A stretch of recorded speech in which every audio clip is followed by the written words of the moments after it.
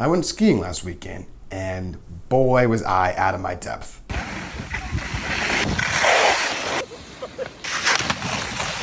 Okay.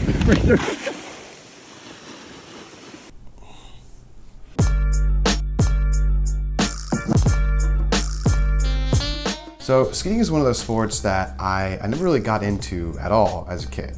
You know, and I had opportunities where I was close to a mountain, but yeah, I just never made it out there. Despite my classmates telling me stories of their crazy ski trips and like seeing it on the Olympic Games, I don't know, it just never really struck me as something like I could do. Fast forward to my ski trip last weekend, and I'm starting to realize maybe why that might be the case. Okay, so let me establish some context. Like most beginner skiers, you know, my first few hours were spent on the bunny slope. I was taking a lesson, you know, they were teaching me the basics, how to turn, how to stop, you know, the pizza, the fries, and all that, you know, basic stuff. And I was doing pretty good. I'm not gonna lie to you, I was doing pretty good. Oh yeah, Brandon. In fact, after about an hour of instruction, our coach, me and my boys, we took a little group lesson. She said, you know, if I wanted to, after a few more times down Mount Bunny, I could try to go up the mountain and maybe try a green slope, you know, see how that goes. And in case you didn't know, all ski slopes, or pistes as they're called, they're denoted with a difficulty rating. And it varies a little bit between regions, but it goes something like this. Green circle, not much harder than the bunny hill. Probably gonna see a lot of instructors here, a lot of toddlers learning to ski. You know, I see a lot of like parents with leashes around their children, kind of like, it's a weird thing, but yeah, like kind of guiding them around, like 5 to 15 degrees, pretty harmless. All right, blue square. So angle gets steeper here. I think it's like 15 to 22 degrees. You know, you should definitely know what you're doing if you're gonna go on one of these slopes, otherwise probably gonna have a bad time. Black diamond, much steeper, definitely greater than 22 degrees. A lot of the blue slopes and green slopes are groomed, which makes them easier to ski on. The black diamonds are often not. So yeah, I'm not personally ever gonna get on a black diamond. Double black diamond. It's quite dangerous, obstacles, high winds, difficult turns. Like, it's just expert level. Triple black, forget it. I don't know why we're even talking about this. Like, it's not gonna happen. Okay, so I don't even really know why we went into all that. The point is, you know, I got some lunch with my boys and they asked me if I want to go to the real slopes. I said, you bet your ass I do. And I got ready to get on the lift. Now, the moment I stepped out of the bunny nursery home and in line for the big kid slope, that's when I realized skiing is more than just a sport. I mean, it is a sport, but it's a vibe. It's much more than just strapping 2 sticks to your feet and, you know, slipping and sliding yourself down a mountain. Nah, it's a whole culture with its own breed of fashion and customs and clientele.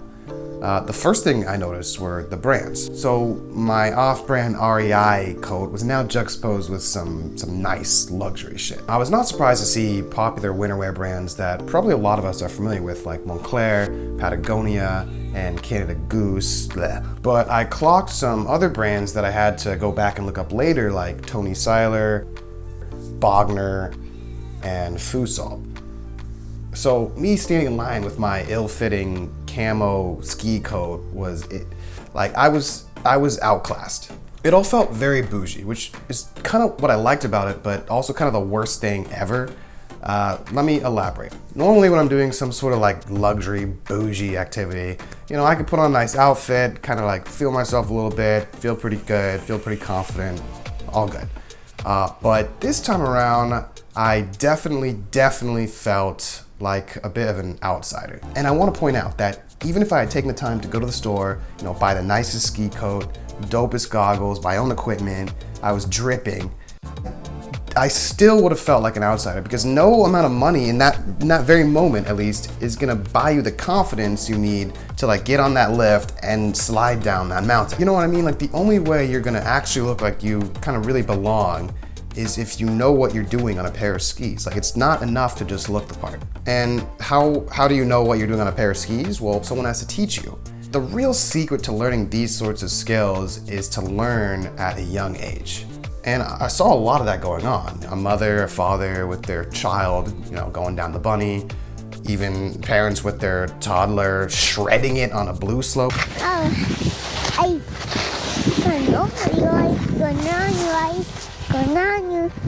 Which is just ridiculous, but whatever. Almost like a gene, this skill is often something that you get from your parents that they in turn got from their parents as well. And if it wasn't their own parents teaching children, it was extremely expensive private ski instructors hired by parents to teach their children. As if they knew that this sort of skill would allow their child access to this kind of bougie little scene sort of club later on down the line. Add on top of this the pricey upfront cost of your own gloves, helmet, goggles, coat, base layer, oh yeah, skis, and you have yourself a pastime with an extraordinarily high barrier to entry. So it felt like to really be embraced by ski culture, or at least the ski culture that I witnessed, you had to look the part and walk the walk as well, both of which together require a substantial monetary and time investment. So skiing is super fun. Like, don't get me wrong, I want to go back. I really enjoyed it. But it's this really fascinating sort of bougie, but also like kind of elitist little experience that I guess I just didn't know about. Like I was genuinely caught off guard. But yeah, at this point I'm kind of just rambling on. I just wanted to share that experience with the 7 subscribers I have. So, but yeah, if you liked it, please leave a like, consider subscribing. You could be my 8th subscriber. 8's a good number. That's a great number.